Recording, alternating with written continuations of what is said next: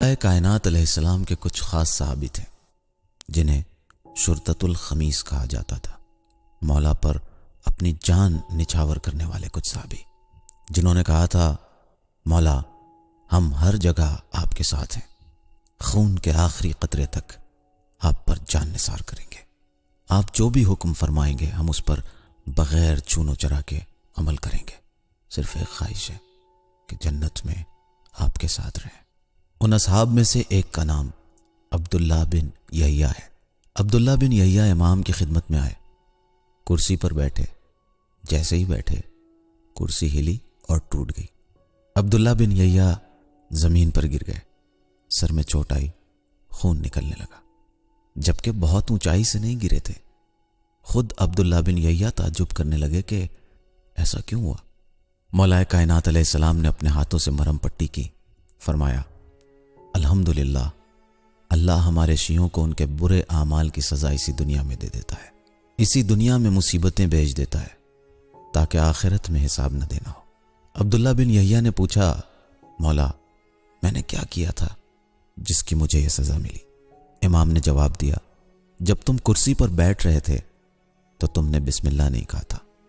یہ ہم جیسے لوگوں کی باتیں نہیں ہیں، بلکہ ان لوگوں کی باتیں ہیں جن سے یہ امید نہیں تھی کہ اتنے غافل رہیں گے کہ بسم اللہ بھول جائے۔ مولا نے فرمایا کہ تم نے دیکھا کہ کرسی ٹھیک ہے اور بسم اللہ کی ضرورت نہیں ہے۔ آج ہم لوگوں کا حال یہ ہے کہ ہم جب پلین پر بیٹھتے ہیں تو بسم اللہ الرحمن الرحیم، آیت الکرسی، دعائے سفر اور جو کچھ بھی یاد ہوتا ہے سب پڑھ لیتے ہیں، اس لیے کہ پلین ہوا میں ہے۔ لیکن اگر ٹیکسی میں بیٹھنا ہو تو چونکہ یہ تو زمین پر چل رہی ہے تو بسم اللہ کہنے کی بھی ضرورت نہیں سمجھتے۔ امام نے فرمایا، تم نے بسم اللہ نہیں کہا، اس کی سزا تمہیں مل گئی۔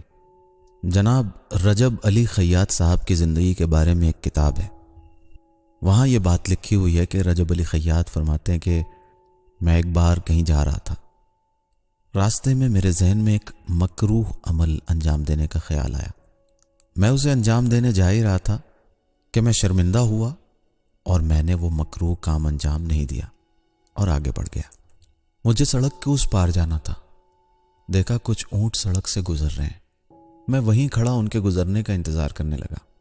آخری اونٹ جب گزر رہا تھا اس نے تیزی سے میری طرف ایک پیر چلایا، اور اگر میں جلدی سے وہاں سے ہٹتا نہیں تو زخمی ہو جاتا۔ میں فوراً مسجد کی طرف گیا۔ جو انسان سمجھدار ہوتا ہے وہ سمجھ جاتا ہے کہ یہ پیر جو میری طرف چلا ہے یہ ایسے ہی نہیں ہے، بہت سے افراد جا رہے تھے، میری ہی طرف کیوں اس نے پیر چلایا؟ پھر میرے ذہن میں ایک بات آئی کہ یہ مجھے سمجھایا گیا ہے کہ پیر اس مکروہ عمل کی فکر کا نتیجہ ہے جس کی تم سے امید نہیں تھی۔ میں نے کہا، بار الہ، میں نے وہ عمل انجام تو نہیں دیا تھا، میں تو رک گیا تھا۔ تو مجھے بتایا گیا، تو اونٹ کا پیر بھی تو تمہیں لگا تو نہیں، تمہیں صرف ہوا کا احساس ہوا تھا۔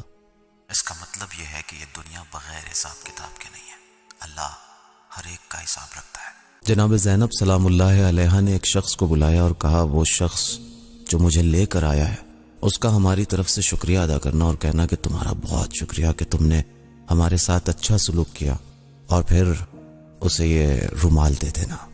جب اس شخص نے قافلہ سالار کو یہ زیور، یہ جواہرات والا رومال دیا